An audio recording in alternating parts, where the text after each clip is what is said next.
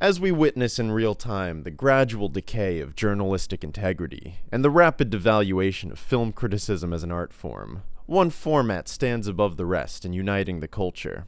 That's right, the Letterboxd Top 4 Movies Junket. Perhaps the only outlet capable of pitting every film-adjacent sect of the internet against each other, warmongering Letterboxd understands that the only way to keep the culture alive is to keep it in a suspended animation of perpetual infighting. TikTok Zoomers scolding the subjects for being too pretentious and esoteric, 36-year-olds on Twitter calling these pics basic and begging people to be more curious, intra-platform skirmishes within these respective social media, professional movie critics versus awards pundits versus podcasters versus regular everyday impassioned cinephiles versus YouTubers, as well as unifying inter-platform battles, each website's user base lobbing rhetoric grenades under a common cause against the other site's user base, which their opponent will likely never see. All revolving around 4 movies an actor or filmmakers put on the spot to come up with in 5 seconds, usually opting to just promote the movie they're on the red carpet for in the first place. It's called discourse, and it keeps the phlebitic veins of cinephilia pumping its slowly coagulating blood just a little bit longer. I say this mostly facetiously, but I do think there's a direct line through these viral videos, the factioned critical circles reading into and posting about them, and how popular notions of a filmmaker's intent are spread. In other words, how virality influences our collective psyche. This, of course, becomes problematic when people put too much stock in an inherently limited list of influences. I'm reminded of Ari Aster, who said in an interview with The Ringer while promoting Beau is Afraid that he'll see, oh, this person hates him, but loves all the filmmakers he loves and hates all the same filmmakers he hates, wondering where his own films split off from the given user. There's the obvious fact that liking an artist doesn't mean you automatically make art as good as theirs, and I say this as a fan of Aster's. But I think more so, it's the fact that if you like Defending Your Life, and Summer with Monica, and Songs from the Second Floor, and you pull from all of those movies, you naturally get a new beast that's inherently different than the sum of its parts, and won't necessarily always gel with the other people who like the same original influences. This brings me to Yorgos Lanthimos, whose career trajectory has seen him go from niche extremist, who was perhaps a contrarian favorite for many, to popular Academy repertory player, whom it's now probably more contrarian to dislike, at least among the insular critical circles I find myself algorithmically thrust into. In other words, a filmmaker who has slowly but increasingly softened his most alienating tendencies. A recent, particularly radioactive drop from the boxed was on the red carpet for Poor Things, in which the stars gave a list that generated similar discourse cycles to what I described, albeit seemingly more interested in listing actual favorites than just promoting the movie. What stood out to me was Lanthimos mentioning the discreet charm of the bourgeoisie as one of his favorites, which has long been a clear influence of his. But seeing it in this context got me thinking about the sentiment of Lanthimos as a surrealist, and how his relationship to the surreal movement might have something to do with his broadening appeal. There's not exactly a source of authority I can point to corroborate that Lanthimos has an officially documented title among the masses as a bona fide surrealist, but the sheer density of publications and scholars and filmmakers who refer to him as such would make a sufficient case that the popular culture considers him one, and based on his own admitted influences, there's evidence to suggest he would consider himself one as well. I think the most popular sentence of Lanthimos' criticism, which is probably why Discreet Charm set off an alarm in my head, comes from Dimitris Danikas's review of Dogtooth, which he claims has the surrealism of Buñuel, the scalpel of Hanukkah, the underground horror of a thriller without the splatter. Personally, I don't think Lanthimos actually is a surrealist. And if he is, he falls much more in line with the conception of American surrealism Josephine Decker offered for Criterion, in which there's a logic to the madness and to how its world works, which is very different from the poetic logic you find in Bergman or Tarkovsky. She was talking about Charlie Kaufman and being John Malkovich, but I think even Kaufman has evolved into more subconscious levels of abstraction, moving closer and closer to the MO of David Lynch, one of the only American filmmakers whose work is truly subconscious and surreal, and I think her words now apply more aptly to Lanthimos. More often than surreal, though, his films are commonly referred to as absurd. I should stress that in context of Lanthimos' films, people are generally not referring to the absurdist branch of philosophy. This is less a legitimate movement or genre, and more so just a regular adjective, but because of the ubiquity of this word, specifically in criticism of Lanthimos, I'll be treating it as a genre unto itself here. So these two genres have commonalities,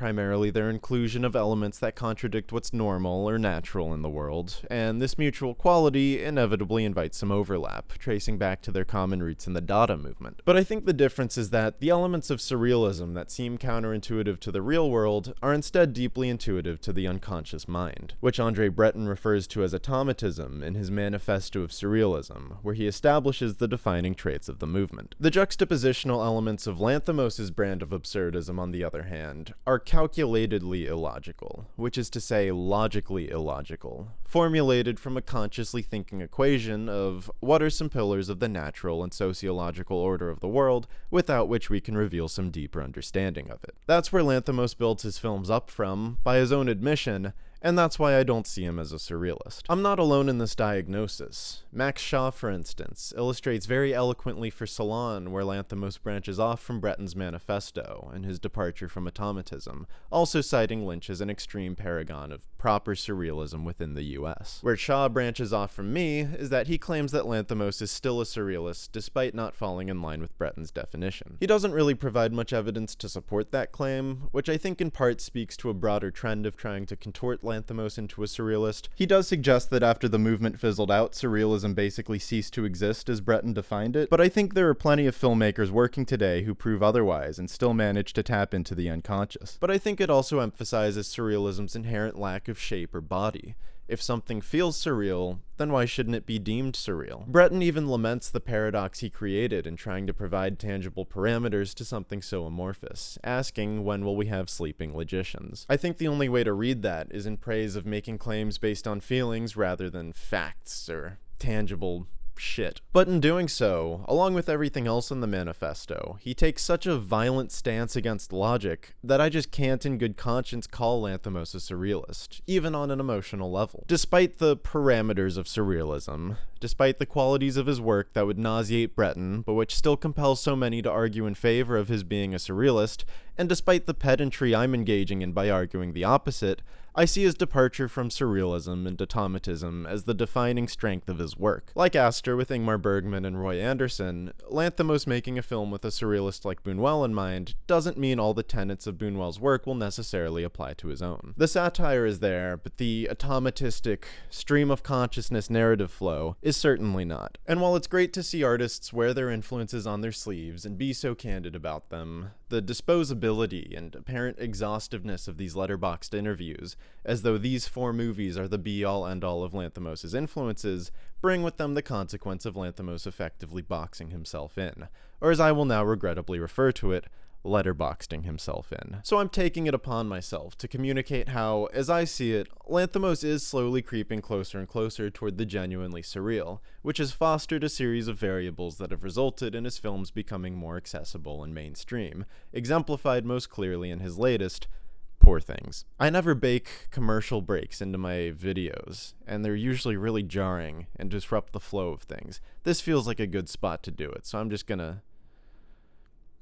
Okay. After an early career of commercials, music videos, and Greek studio comedies, it seems Lanthimos cast himself into the water and was reborn into the same body to start anew with Canetta, which is widely regarded as a failed adolescent prototype as he was rapidly developing toward Dogtooth, the film where he really made a name for himself. This is a movie with, truly, no pun intended, a real bite to it. It's grounded and claustrophobic and uses the innocence of the child characters to conjure some of the most disturbingly primal sexual situations put to film, all of which applies to a broader context and makes this twisted experiment vital in exposing some fundamental truths about authoritarianism and psychological development. The film is deeply painful to watch, and at times downright confusing, but the logical contradictions we experience are all imposed by the father character, and thus operate within the same understood logic as the real world. In fact, without the necessary backdrop of real-world logic, his horrific psychological experiments on his children, which consist of teaching them things we the audience know to be incorrect, would have no anchor point and thus wouldn't register. In other words, the fact that the movie isn't surreal is the key to it working in the first place. The children's reactions, granted, are a big what-if, but they're backed by a hypothetical logic that I still wouldn't call surreal. Lanthimos has since continued concocting such experiments through his follow-up film Alps and into his jump to the English language as he boarded the A24 train. Now, A24 is Letterboxd's older brother in the economy of normie contrarian war profiteering, and I guess I have a complicated relationship with them, because I do think they often take artistic risks and spotlight their filmmakers in a way most other distributors don't really do.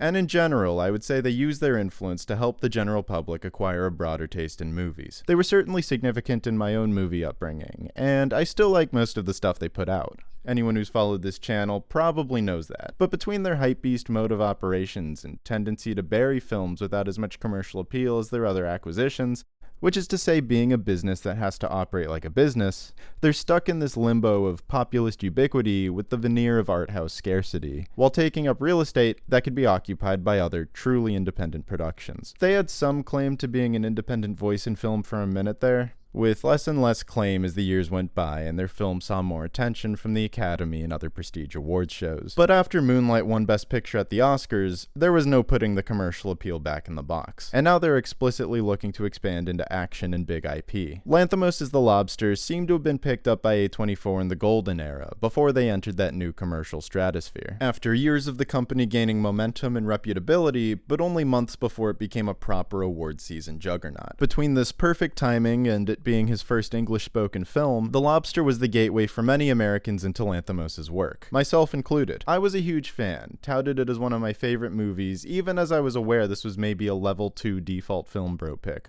just above like Fight Club and The Godfather. And for the record, I still love that movie and think it has a lot more going for it emotionally than what I'm about to say, but it had sort of a Rick and Morty effect, where it's clearly communicated meaning, ingratiated many audiences' intellect, and basically made people feel good for understanding the metaphor. This feels somewhat microcosmic of A24 as a whole, but I think that's partly because filmmakers like Lanthimos and Astor have been so largely responsible for defining A24's identity in the first place. This cut and dryness to Lanthimos' allegories was present in his previous work, and he's kinda stuck with it since, which, again, I believe is the primary evidence in favor of his diagnosis as a faux surrealist. The films aren't literal per se, but they're one skeleton key away from being literal, basically cereal box ciphers. Not only was The Lobster more expensive and commercial than his previous work, but it was more sterile and accessible, and not just for language reasons. If you showed your parents or co-workers The Lobster, they would probably think it's weird, but Dogtooth would likely get your movie-picking privileges revoked, and maybe even get you banned from Thanksgiving or the office Christmas party. The Lobster has its share of disturbing oddities, but it doesn't have a fully graphic child incest sex scene. It doesn't even have any nudity. And granted, for The Lobster's specific aspirations, Dogtooth's level of depravity wasn't necessary to mine potent commentary or social constructs. But I do believe from there we can see Lanthimos descending into palatability and even comfort, whether consciously or not. This trajectory saw a minor dip with The Killing of a Sacred Deer, but then fully cemented itself with The Favorite, which landed Lanthimos comfortably in the Academy's good graces. That's not to say he was a stranger to the organization. Dogtooth garnered a Best Foreign Language Film nod at the Oscars, as did The Lobster for Best Original Screenplay, but The Favorite marked a particular shift for him in public recognition. It was also a bit of a step in a new direction for Lanthimos, despite being in development since 2009. For one, The Favorite saw his jump from A24 to Fox Searchlight. It was his first film since his studio comedy days that he didn't write or co-write, beginning an ongoing collaboration with Tony McNamara, and it also began ongoing collaborations with Emma Stone and DP Robbie Ryan, who's joined him in implementing increasingly warped images via extreme wide lenses and various refraction tricks into his films. These factors, among probably a lot of other things, resulted in not just the kind of aesthetic shift you can expect when you bring in so many new creative authorities, but a shift in the very fabric or DNA we come to expect under the auteuristic umbrella Lanthimos' name suggests. The Favorite still contains a lot of his signature motifs: animalistic imagery, self-mutilation, stilted delivery, sex as a means of externalizing power dynamics and broader sociological issues, but it no longer contains the rigid one-to-one allegorical quality of his previous work. In a sense, this was liberating. The sexual power game that the film revolves around is still potent in applying the emotions it generates to real-world contexts and relationships, but it's a lot more impressionistic and amorphous to interpretation, no longer just a puzzle box that's one not-so-hidden button away from unlocking. This helped the movie's accessibility, and presumably that accessibility applied to the Academy. Clearly everyone involved was happy with the results here, as they should be. The Favorite's a great movie. It was one of my favorites from 2018. So they teamed back up for Poor Things, which, even before it premiered at New York Film Festival, seemed to have a seat reserved for it at the end of year award season roundtables. This movie is what I really intended to be the subject of this video, before drowning myself in context, but I found it impossible to talk about without acknowledging those broader conversations around it. Maybe it's because Lanthimos was such a big influence on me in my later teenage years, and I've spent the past 5 years since The Favorite reading all this discourse and wondering if I'd come in a little too hot on the guy. With Poor Things, I'm happy to not only say he's still got it, but that operating at his most populist has also allowed him to operate at his most visually bombastic. Focal length is pushed to an even greater extreme than The Favorite, the score is cobbled together by a hodgepodge of combating instruments, and by going all in on the dollhouse, it seems Lanthimos has opened the scope of his world, costuming and production design and whatnot, to some truly subconscious designs. While ostensibly anchored in the Victorian era, the use of color and anachronisms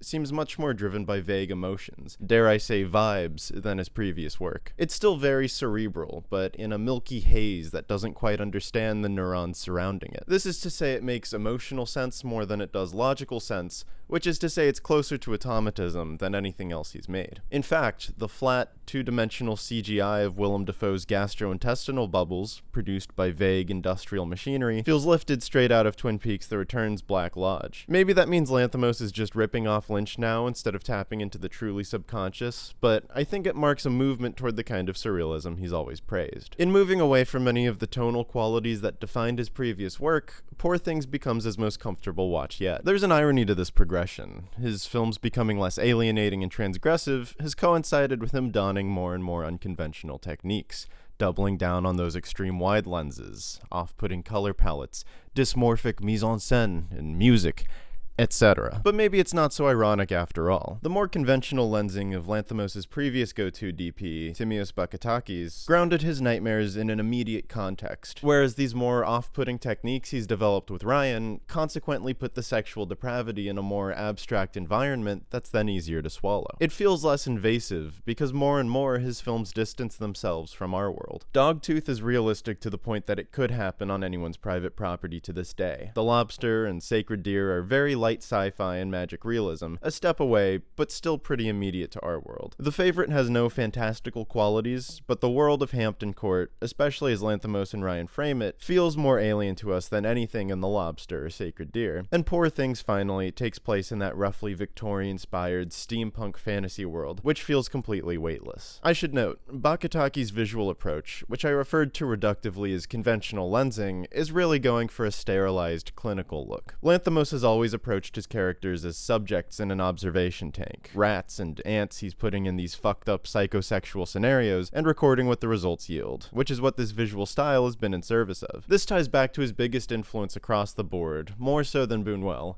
which is Stanley Kubrick. With Bakatakis, he mimicked Kubrick's cold detachment, slow zooms and what have you. But with Ryan in The Favorite, he shifted from clinical and observational to downright voyeuristic, which still wasn't entirely divorced from Kubrick. The ultra-wide lenses now simply evoke the wonkier qualities of A Clockwork Orange, pertaining to its sexual dark comedy. This has continued into Poor Things, with its often phallic production design and even wider lenses, and to that latter point, Lanthimos and Ryan seem to have bridged the two approaches now, as the voyeuristic qualities of The Favorite's fisheye shots are often pushed to an extreme here with a pinhole lens that effectively renders the camera a clinical microscope looking down at Bella. There's an interesting 8mm that we didn't use in the end, which was completely round. It creates a round image. Wow. Sort of like a pinhole? Yeah, like a pinhole kind of thing.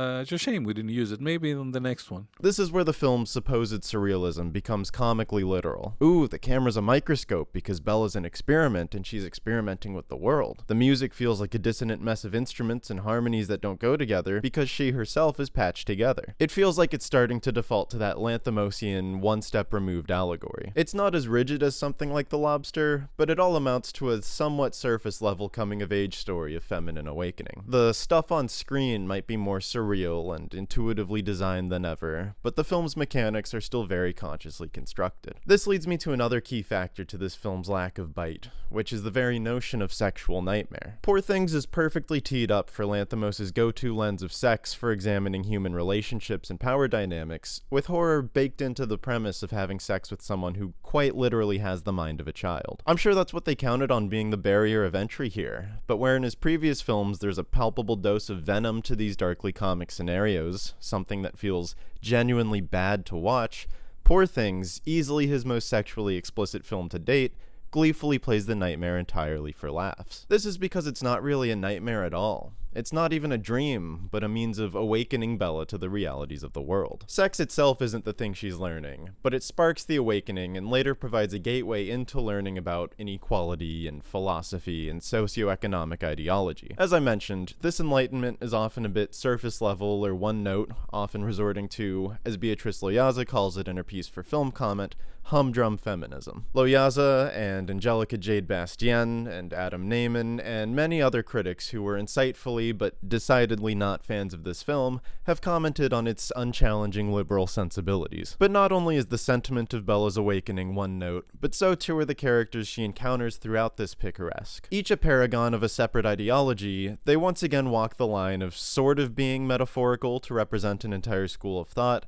and also not really being metaphorical or symbolic because they literally explain the ideology to Bella. It can certainly be frustrating to watch someone paint in such broad strokes, but I don't think this is uncharacteristic for Lanthimos. I personally think critiques that he's too one-note or unsubtle kinda miss the point. This is a man who made a movie with character names like The Nosebleed Woman or Lisping Man. When he works with a character named Gaudry, whom the other characters literally call God, I don't think he's exactly worried about people not picking up what he's putting down. Pointing these things out aren't critiques in and of themselves, but rather value-free judgments that depend on how he's using them. I believe he weaponizes the very reductive qualities people accuse him of falling into, including this film's agreeable politics, and uses them to bludgeon us with the limitations of his own brand of scientific sociological study. In fact, if anything, I think Poor Things is largely an examination of Lanthimos' method of examining people. And look, I know this type of reading has gotten exhausting, especially this year. Oppenheimer's about Christopher Nolan and the Dark Knight trilogy, Asteroid City's about Wes Anderson reckoning with his own ability to make a movie, Mission Impossible is about the fear of AI overtaking human creativity, Killers of the Flower Moon and May December are both about the futility of telling the story about their real-life subjects and anxieties about doing them justice, The Killer, Showing Up, all metatextual reflections on their own creation. This reading is more self-evident in some of these movies than in others, which are largely up for debate,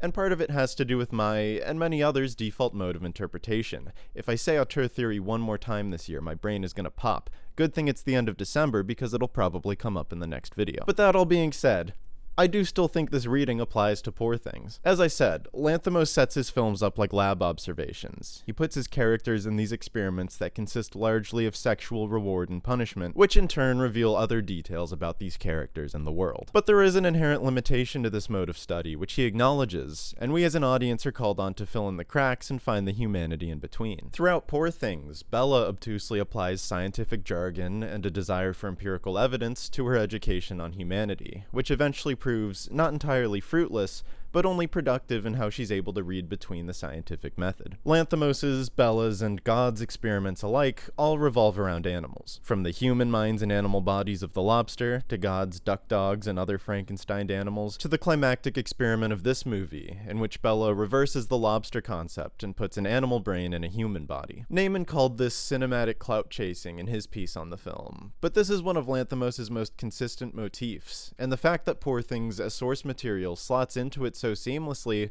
feels like an act of, well, God. This animalistic dehumanization is often used as evidence towards Lanthimos' pessimism or nihilism. But the same way Kubrick spun a twistedly optimistic read of The Shining, wherein a belief in ghosts inherently includes a belief in the afterlife, I believe that Lanthimos' fascination with reducing people to animals inherently demonstrates a belief in the human spirit, something that separates us from animals, and which can only be revealed by an attempt to box us in as such. The notion that humans are the only animals who have sex for pleasure has long been debunked, but I'm willing to bet we're the only animals who draw larger epiphanies from the study and experience of sex, which is why it's become such strong connective thematic tissue for Lanthimos. But again, unlike previous films where the experiments speak for themselves, here the experiment speaks about itself. Bella, like Lanthimos, uses sex to study the world, each brothel customer a new specimen, a new lesson, a new movie where sex reveals a core human characteristic. So the big formal shift here is that, for once, Lanthimos is celebrating the human spirit outright, rather than caking it in mud and grime. You could argue that the mud and grime is his artistic fingerprint, and that by relegating it to the backdrop of Bella's uplifting journey, he's betraying his strongest artistic inclinations,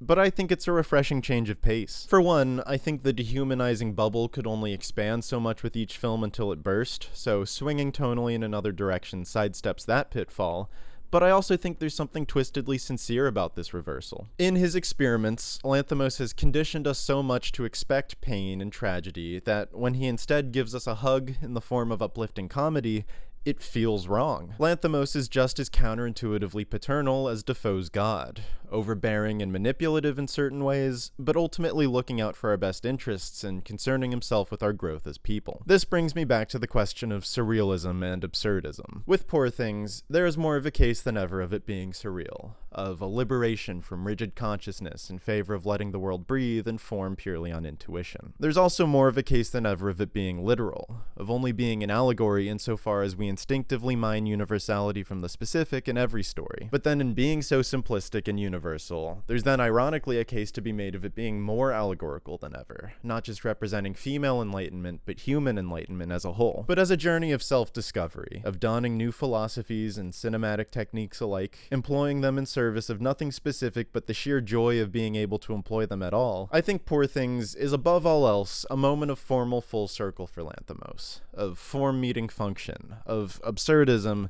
meeting absurdism. And you know what? I think that's got to count for something. That's it from me this time around. This was not intentionally a New Year's release, but I'm looking at the calendar, I'm seeing what day it is, and I'll just say Happy New Year. I'll see you in the next one. Thank you for watching, and goodbye.